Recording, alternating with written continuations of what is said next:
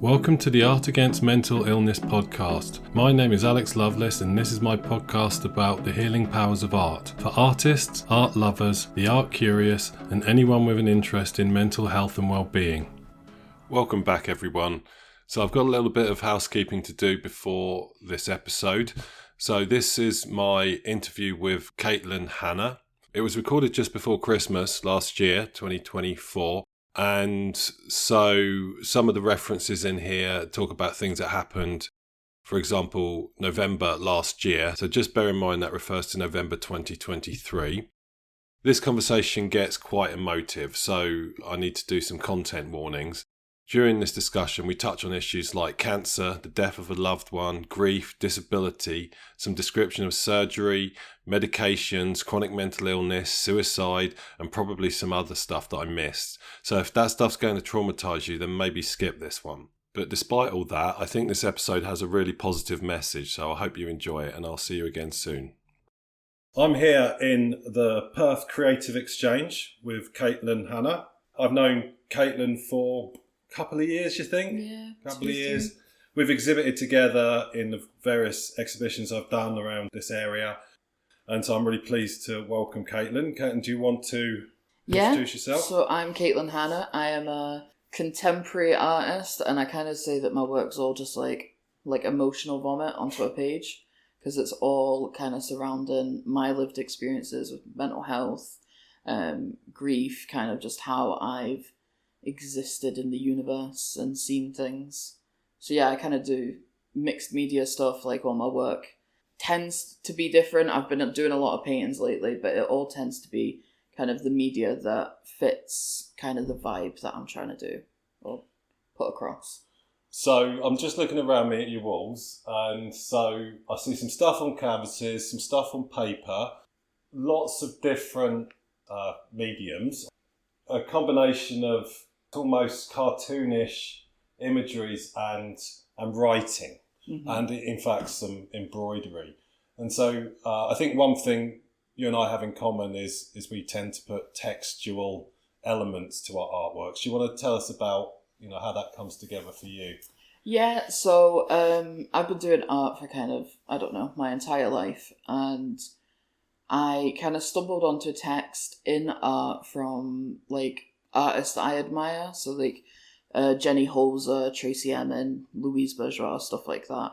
And I kind of see putting text in art as kind of an inclusive element because I think you could get messages across clearer if in a written way, but also kind of a little bit like the work is poetry, the work is honesty, the work is, it's got my handwriting in it, it's got my artist techniques in it, it's got I've got a piece that's just biro pen and it's "this is too much" written just over and over and over again, because it's kind of, it's art in itself, like the vomit and the feeling in it, but then the text is also, it just explains things, I think, a little. So the repetition thing is something I'm also very familiar with. I think, so we're both autistic, right? And I have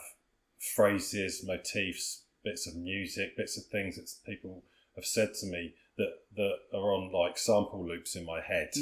And it changes all the time, and I'll attach onto a slogan or something. It might be something meaningful. It might be complete nonsense. I've got so many utterly nonsense things that get jammed in my head, and I don't really understand why. And so I can really relate to that. And where you've said this is too much, I'm presuming that was a fairly emotional moment for you when you did that. Yeah, well, I think it kind of was a lot of things going on in that time. Like you said, I'm autistic, so I was really overwhelmed by everything that was going on, all the little jobs that I had to do and all that. And then there's the mental health side as well of just actually I've not been well, and dealing with not being mentally well is a lot.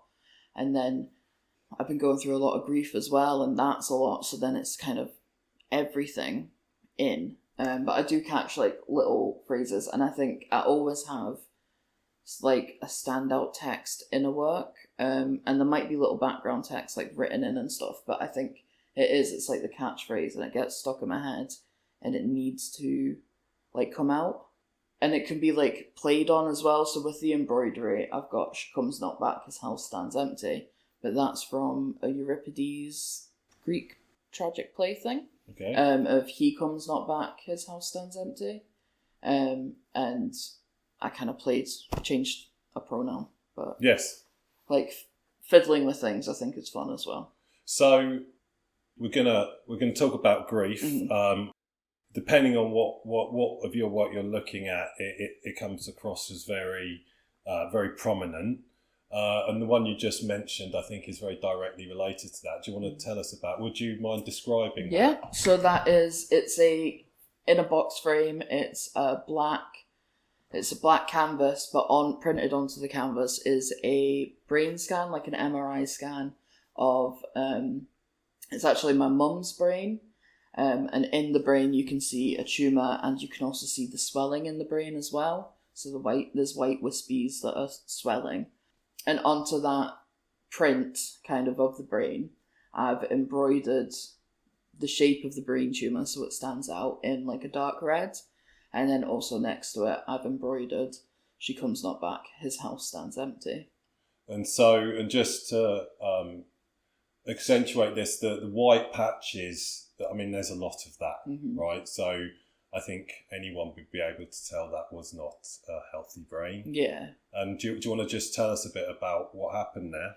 Yeah, so kind of my mum, a few years ago, there's a whole background story.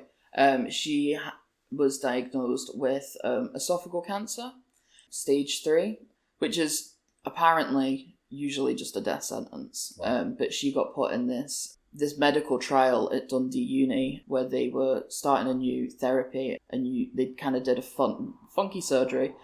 So they gave her immunotherapy and chemo, and they also removed her entire esophagus, and to replace it, they moved her stomach up, so her stomach attached directly to her throat. It was so she could no longer, after that, she was never allowed to lie down because her stomach acid would just come into her mouth and she would stop breathing. She survived. She was cancer-free, in remission, which is amazing that she managed that. And she's kind of paved the way a bit with the immunotherapy and stuff, that this is kind of a treatment. But it did mean for the rest of her life she was never allowed to lie down, so she had to sit up to sleep and everything. And she was kind of always in discomfort and pain because of it. Then, start of last year, she started to act really weird, and we were like, "What is going on with you, Kirsty? This isn't who you are." She was struggling to go to work. She was struggling to get out of bed, and she was becoming quite childlike in a lot of ways. And we got doctors round, and they were like, "Oh, she's just depressed." And we're like, "Well, we know depression, and we know what that's like, but this isn't it, because she wants to be able to get out of bed. She wants to go to work. It's not that she wasn't having depressed thoughts. She was unable to get her body to move." So she fell over, I think, and she got taken into an ambulance because my dad couldn't get her up. And they did a brain scan, and they found this massive tumour that was like a quarter of her brain, and then almost a full half of her brain was swollen from kind of the pressure of that tumour. And they said, "You've got probably a couple of weeks to a month or two." Wow. And she had the option of getting a surgery to try and reduce the tumour, to try and buy her more time.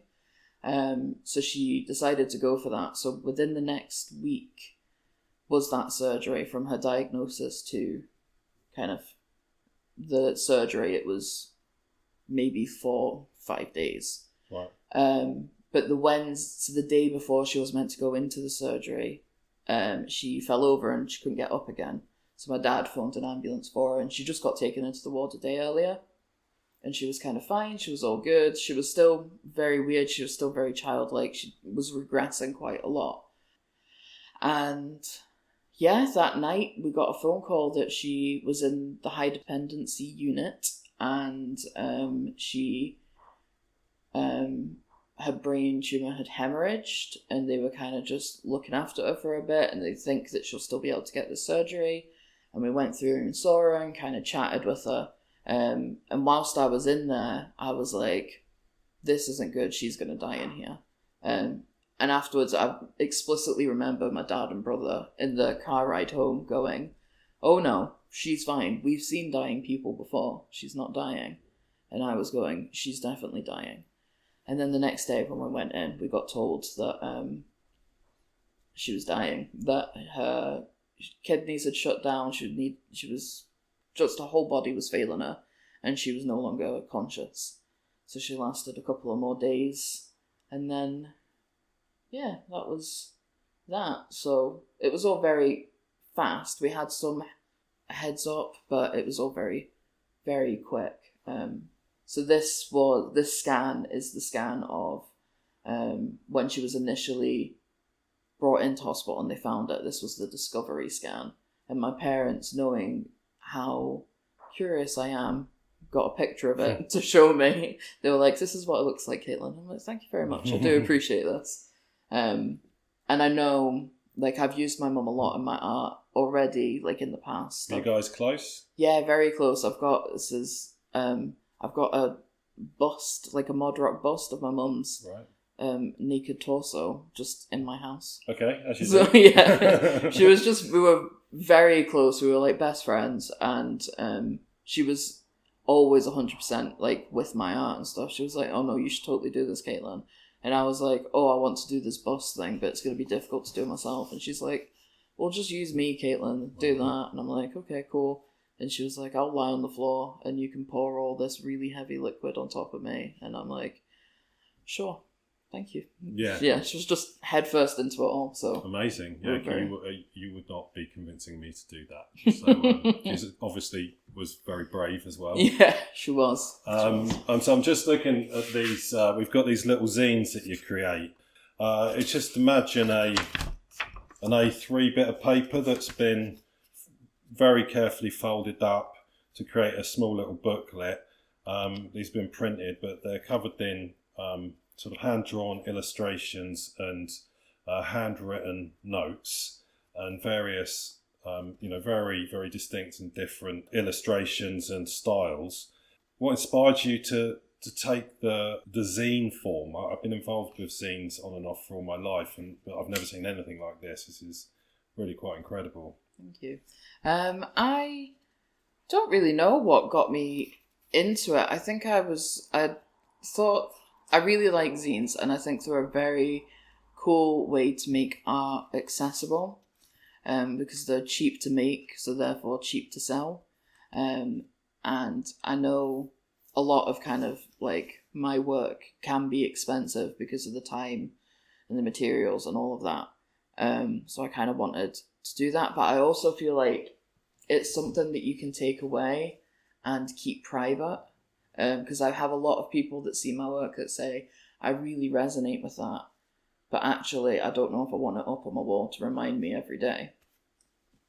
So this is something that you can look at, and then you can put it in a drawer, and you can put it away, and you can breathe, and you can kind of do what you need to do, and you don't need to be constantly reminded about it. I want to come back to that idea in a minute, but do you want to just read? This is the first one I've seen. Yes. This is the cover of that zine. So the first, on the cover it says, Grief, a zine about death, grief, and why life is fucking unbearable. And it's got a little rabbit drawn on it, like a cartoon rabbit, and some teardrops and crosses. Yeah. And what sort of themes do you cover in that? So in this one's all about grief. It's about kind of my relationship about it. I think I've got sayings like I need saved from this pain and stuff, and kind of it's my story and my family story. But then I've also got like, what do I do section, because I know when like I've been faced with this, I've been like, what's life going to be like? What do I do from here? And actually the answer is you do whatever the fuck you can do, and you just try and get through it. But I wanted that to be very clear and you need to be gentle with yourself, and that you need to endure it, even though it's awful. You need to do it. There's also a poem in it by Andrea Cohen, The Committee Weighs In, which is a beautiful poem. Read it. I tell my mother I've won the Nobel Prize. Again, she says. Which discipline this time? It's a little game we play. I pretend I'm somebody. She pretends she isn't dead. And I just think it's a beautiful poem. And I think it's also a very nice way to think about how you endure and what you do to get through. Yeah, and it's quite universal, but also almost a taboo. And to sort of talk about these things and want to restrict it to grief, there's all sorts of difficulties in life, for want of a better term, and art is, and creativity, and really the core thesis of this whole podcast is that this stuff is a good way of dealing with stuff. And do you find after doing any of these pieces, these zines and stuff, do you feel you've lifted yourself a bit, like you've exercised some of those? Definitely. So that's what got me into art in the first place. Was I was mentally very unwell as a teenager. I was in the mental health services. I'd been sectioned a couple of times. I'd made attempts on my life and everything. I was very not well. And I kind of used art then as a way to get everything out. So talking about my mother, I have a memory of us buying a massive canvas and going into like the garden and just throwing ink and everything at it and just stamping on it and stabbing it and doing what we needed to do to get all of the aggression and upset out. And kind of since then that's grown in me. So I've always taken it with me, and I went on to do it at college. And I was like, oh, but art needs to be pretty pictures now that I'm doing this in like college or whatever. And actually, it doesn't. It can still be like a throw up. So I've got some paintings here, the blue ones, You Are Meant to Be Here, and Let Me See You Again, which was very soon after Mum passed that I did those. And I was still working in my spare bedroom at home, and there's still paint on the ceiling and walls because I just had a little moment to myself and let everything out and had a cry and did what I needed to do. And kind of, I find it's a great way, even the more controlled pieces, it's a great way that I can visualize what I'm feeling, because part of me can accept that I don't feel good, but then it doesn't actually mean anything unless I can see it or name it. And I can't ever name it without fully talking it through, but I can also paint it out or art it out in some form. So I can now see it and I know that's what that is, and actually I could do with that what I want. I can tuck it away and never look at it again. I can get rid of it, or I could put it on show and say, this is how people feel in life at times. Yeah, and so it said that art is emotionals made solid, which I think is completely right, and it couldn't be more present in the studio. It's an interesting point you made about I like this piece of art, but I'm not sure I could have it on my walls, and it's a problem I've had quite a lot.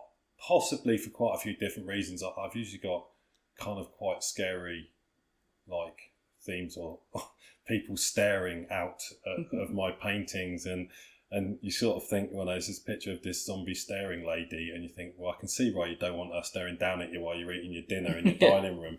But also I think I've sort of shied away a bit in terms of putting too much of my emotions into my work. Partly because I think there's quite a skill to it, especially without making it sort of crass or like seeming like attention seeking, but also in terms of people don't really want that on their walls. And I did a lot of thinking about this because I'm like, everyone listens to Amy Winehouse, Kurt Cobain stuff. There's sad music everywhere from people who died, in their prime, and you're still listening to that sad song. So what's wrong with this sad painting? And I think it's because that sad song is on now when I want it, and then it's gone away when I don't want it. And the painting on the wall is there all the time, unless you decide to take it up and down, which is not really how people think about art. And so I find that a bit frustrating, but also I totally get it. And so how do you find that sort of that paradox, that collision between emotional art and art as decor, really, when it comes down to it? I think it's difficult. I remember having a conversation with my partner that was like, but I don't understand it, because if I connect with something, then of course I'd want it on my wall, because I've made a connection with that and this is my space. And my partner was like, yeah, I get that, Caitlin, but if it's something that you're not ready to accept, or if it's something that like is not who you are, like I'm very honest about everything about myself. And I don't mind having something up that's like, oh, I feel shit, because actually that's a part of living. But some people like to live their little happy lives and live in that bubble, and they get sad, but then they're like, actually, I just allow that for like 5 minutes and then I put that away again. I think I've been slowly getting a little bit more into trying to make it a bit more pretty, but I kind of do it in a way that's linked. So I've got the 2 flower pieces there that's kind of a pink painting on paper with text kind of in the background of it, and it's got, one of them's got daisies on it and the other one is irises or violets. And that's because the daisies was Mum's birth flower, and the irises, violets is my dad's, and I lost my dad last year as well. So these paintings are about kind of nightmares and stuff that you get from grief, and it's about my parents. But actually I've put some pretty flowers on there that do link, because it's their birth flowers, but people go, they're very pretty flowers. So, and they are. And so I'm looking at the painting now up here. It's sold. Magnificent. I made good money out of that. It's like a teddy bear with a moon, and it's got "Let me see you again," and "To the moon and back" in some handwritten text. And I could see that that could apply to you missing your kid who's gone to university or something, right?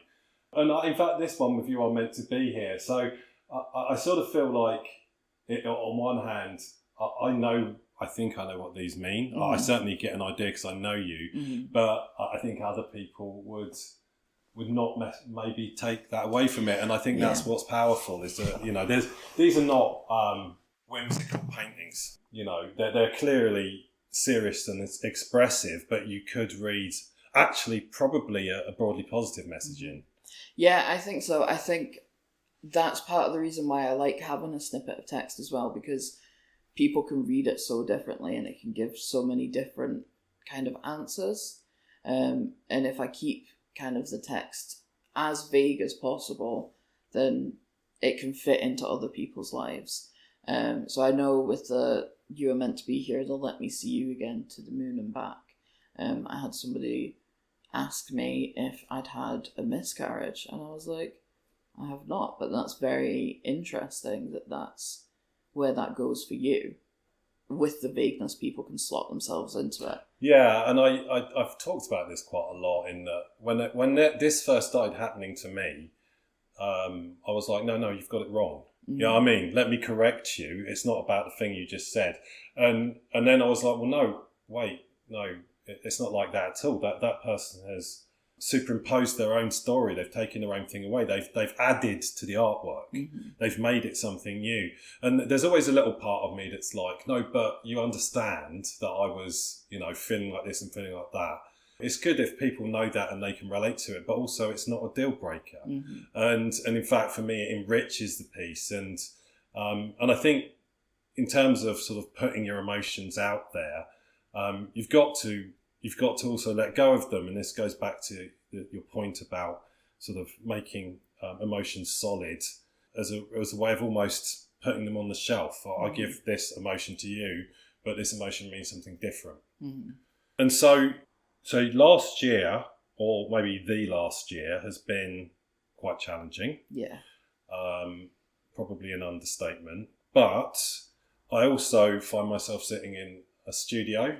Yeah. The Creative Exchange is like a hub for creatives in Perth, Scotland.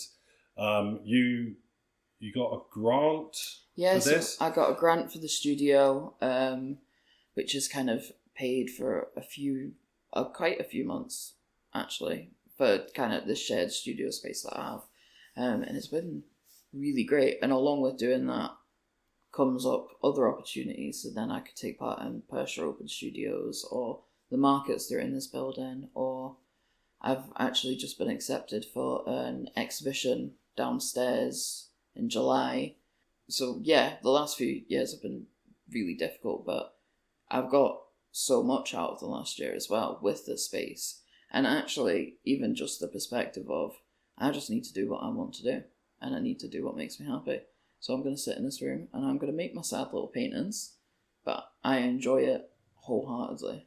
I mean, it reads like a bit of a novel in a sense. So we've got the first, second, third act here. And hopefully this is the happy ending note riding off into the sunset. But yeah, I mean, you're so lucky to have this, but I wouldn't wish what you've been through on anyone at all. But you said your dad died as well. Yeah, so he died in November last year, so it was 6 months after Mum. And not a clue what happened. He was a musician, so he had just been away to Holland for a week gigging, and he'd come back and he got COVID, and I was like, well, I'm not going to come round and see you because I don't want COVID. You can suffer on your own. On the Saturday he tested positive, and then on the Monday he wasn't answering any of my phone calls, so I went round and me and my brother were banging on the doors, like just thinking that he was unwell in bed.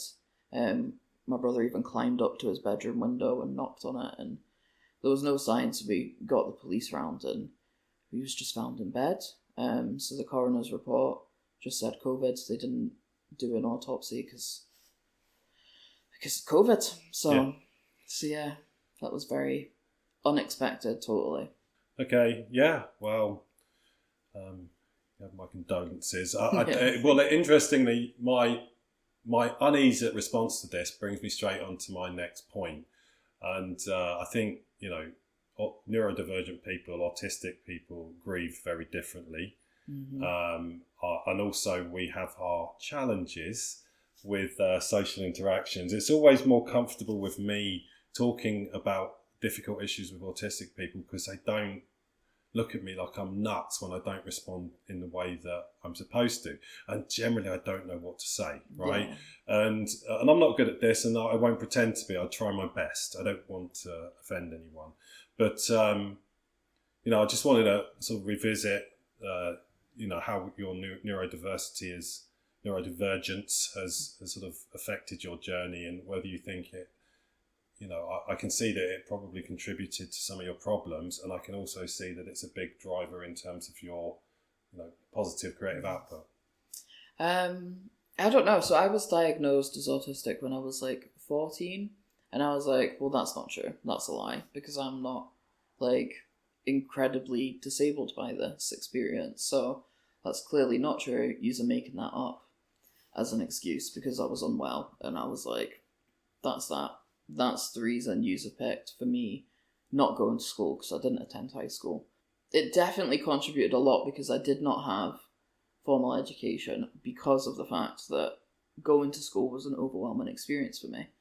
I didn't realise at the time that that's what that was, but looking back, I'm like, actually, all those times I did that and that and that, that was clearly because I was autistic and overwhelmed. So actually, the professionals were correct. They can do that sometimes. So I think it's contributed a lot to that. It's contributed to kind of how I fit in the world. Sometimes I feel really awkward. So what you were saying about not knowing what to say, if somebody gives me condolences, I'm like, yeah, well, it's fine. And then it's like, well, actually, it's not fine. But then, like, I don't know what to say to that. But on the flip side to that, someone walks up and say, how you doing, Caitlin? And you'll give them 4 minutes worth of monologue about how crap your day's been or something. Yeah, totally. I'm like, I don't know what to say. I'll just say whatever comes to my head at the time. But it's also been weirdly a blessing to kind of have it, or have the label for sure, because sadly, it gives me a lot more opportunities in the art world, because I'm like applying for things and I'm like, well, I'm autistic, I'm mentally unwell, and my life's been shit. And then like, well, you deserve to have this grant then for this studio. And I'm like, well, I don't really deserve it more than anybody else does, but I will accept that, and I will use this word as a kind of play to do what I need to do. So, but I don't know. It gives and it takes in its own way. There are days that I can't come in because I really struggle with the wind. So if it's really windy outside, I really can't cope, like, sensory-wise with it. So I'm like, well, actually, I can't come into the studio today because it's really windy and it's going to make me want to scream. And I've got other things that make me want to scream, so this is too much screaming for me to be in public. Yeah. But then, in the flip side, it's like, well, it gives me the space to be able to actually concentrate on this fully, and to also not have any boundaries in place when I do it. I think it really helps that I'm autistic to the fact that I can just spew all this out because there's no social boundary in place. I'm not thinking about what will this like for other people, be like for other people, look like to other people. Yeah. I'm just like, this is my truth. Yeah, I used to find other people in my head when I was in my studio or whatever, and I found it really crippling because I would be like, well, is anyone going to like this? What is this? This is crap. It's rubbish. Why am I doing this? No one's ever going to want to look at this. And on the flip side, I was saying, well, I only do this for therapy. So why does it matter whether anyone likes it or not?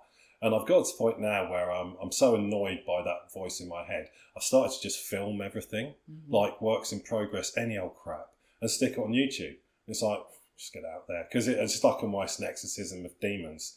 And you can't have people in your head when you're creating. It's such an impediment. Because also, it's nonsense as well. So many times I'm like, oh, this is crap, this thing I'm making. Someone sees it and goes, that's absolutely incredible.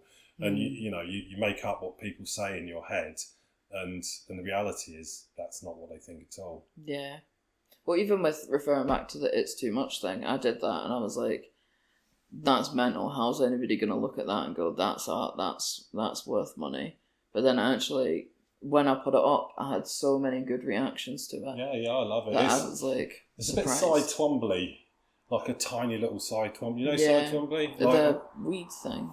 He does. He's the one with the massive canvases where he just scribbles bits on it. And I sort of see that sort of parallel between sort of doodles and writing and your work. I don't think they're comparable on many levels. Not least because that's like 20 centimetres across and his are like 20 feet across. But it does evoke that a little bit for me. And there's the insects. So last time I was here, so I'm looking at a painting that has some handwriting on the back that's almost been sort of smudged out, and then a little spider that I don't know if I think that's creepy or not. I kind of call him Robo Spider. I think he looks like he's made out of like excess bits of metal in a workshop or something. Yeah, there's something almost kind of endearing. And then when I was in here before, didn't you have like a load of slugs? Yeah, so I do have loads of tiny slugs. some with fairy wings, some with like pride flags and stuff like that. Yeah, so spiders, I'm all right with spiders. They're useful animals and they don't bother me that much. Slugs, I really can't cope with. But yours were actually quite cute. Thank you. Appreciate that. But why slugs?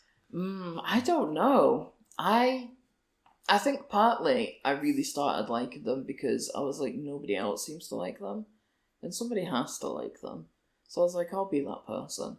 And then kind of what I've learned about them, or I guess how I've grown as a human as well, that I'm like, I've just got so much like empathy for these little creatures that just, they only come out when it's dark and when it's wet, and they're just living their little lives. And then I think it was a couple of weeks ago, I was like, well, actually, they're just little artists as well, because they have their little slime trails, and actually they paint beautiful glistening pictures, which show, but it also shows their journey as well, which is like what I'm doing, so like in my paintings, little slug trails. Yeah, it's, I don't know, if I think about it, I started to like them because nobody liked them, but then the more I think about them, the more I'm like, they're just little guys, and they are very curious. Like if you have a snail or a slug in your hand, they will. I've had them like look up at my face,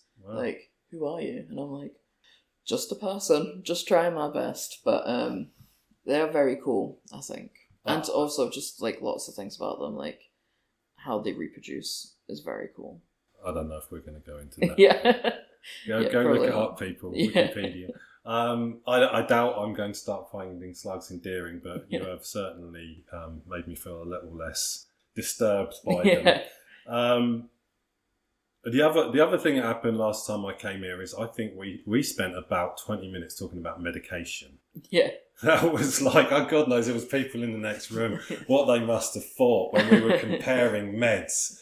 Because I take about, it's probably 5, 6, 7 pills most days, not every day. I mean, that's 7 different flavours of pill. I have, my ADHD meds, I'm on the quick release, so I take about between 6 and 8 of those a day, and then all the other pills. And I think we were just laughing about all of the drugs that we're prescribed, because you got it, right? Yeah, you do. I think it's funny. I also think it's really odd how quickly they can prescribe drugs as well, though. So I got diagnosed with fibromyalgia this year, and there's like 2 medications that you can take or something. One of them's pregabalin, and the other one, I can't remember its name, but it's an antidepressant. It's a tricyclic, and I'm already on a tricyclic antidepressant. So like, well, that means you can't take that. So you just got to hope pregabalin works. And it's like, this is all so weird. Why can't... I don't know. It all just feels bizarre. I mean, pregabalin has got serious street value. Like it's proper stuff. I joke that my bedside table is like worth so much money. Oh God, yeah. And I've got my ADHD meds are dexamphetamine, which again has street value. And when I go to the chemist to pick them up, they have to get the pharmacist to take them out of the safe. Yeah, I just think I think it's part of our personality that we just find it funny. And you're trying to find that with anyone with chronic illnesses or conditions or whatever, that there's always a funny side to it. Yeah. Because you got to laugh, right? You do. I think as well, like when life deals you maybe like a non-typical hand with like chronic illness, neurodiversities, mental health, it's like that has to be funny. Yeah. You know what I mean? It's like there's I don't know how to word it, but it's almost like your reality is so different and shifts from the typical that actually it's all just a bit ridiculous at times. Yeah, well, what is comedy is calling out either ridiculous things or creating ridiculous situations. Why is Monty Python funny? Because it's bizarre, but there's a flavour of reality in there, and I think it's the same. And I also think that autistic people generally have delayed emotional responses. And so, for a long time, if people told me really bad news or something, I would laugh. Because it would be like, yeah, cool, because I need that as well. Well done, mate. Thanks. Yeah, cheers. I have such a strong memory of my mum saying that her aunt died and me laughing on her face as a kid. She was like, Caitlin, you need to leave the room now. Yeah, I mean, it's just, I think a lot of autistic people have been through that, and you have to learn the appropriate behaviour because it doesn't come naturally to us. It doesn't mean we're not feeling pain or grief or whatever. It's just that, when my dad died when I was like 20, I didn't grieve for like 4 months. I just got straight back into life and was like, what is happening? I don't seem to care, but I did care. And it affected me for decades after that. Not because I bottled it up, just because I processed differently. Yeah. And I know that now, but I felt very guilty about that. You know what I mean? But I know now that my response was normal to me, and you sort of have to get used to a different normal.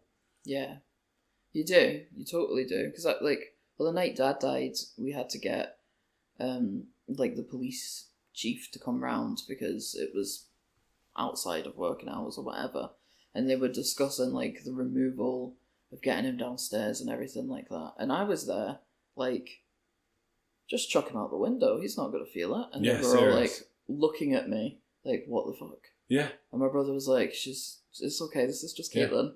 Yeah. Or we were told by the police what had happened. I panicked, cried for a second, and then I turned to my brother and I was like, oh my god, we're we're like Oliver Twist now. That was what I said. Because we were orphans. And he was like, what the fuck, Caitlin? Let's go have a cigarette. And I was like, I would love that, actually. Yeah. Thank you. Yeah. Yeah, you just react differently. Yeah. Yeah, our dad has been... My little sister has had our dad's ashes. What's that now? 30 years he's been dead, and she has, and they just sit on her mantelpiece. And that's her way of processing. You know what I mean? Okay, so I'm going to bring this to a close. This has been really, really interesting and fascinating, and your openness is quite disarming. Again, something we have in common, and I hope that people, sort of understand and can relate to how we see and how we process the world. And so, firstly, what are your plans for the next year? So I have a less exciting year than last year. Yeah, definitely. Have a chill year. I think I just want to I've got an exhibition in July, which I'm working towards, I'm very excited about. I've got lots of fun ideas involving installation type situation.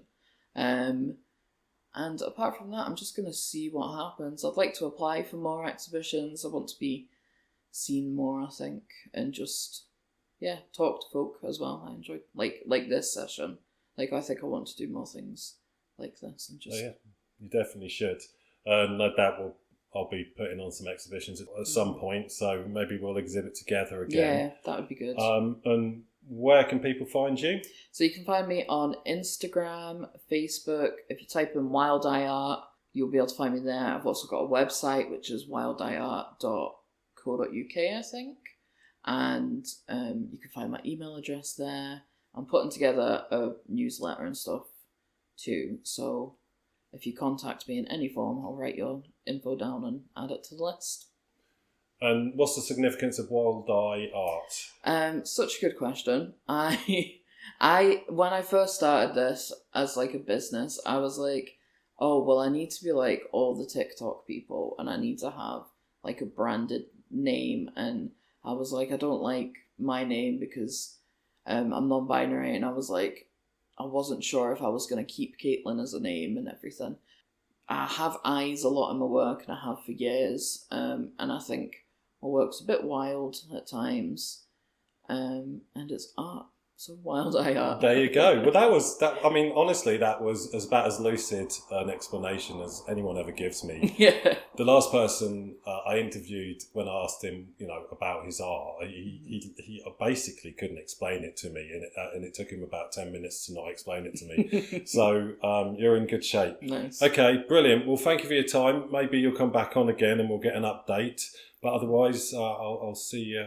We'll exhibit at some point. Cool. Thanks for having me. Thank you for coming.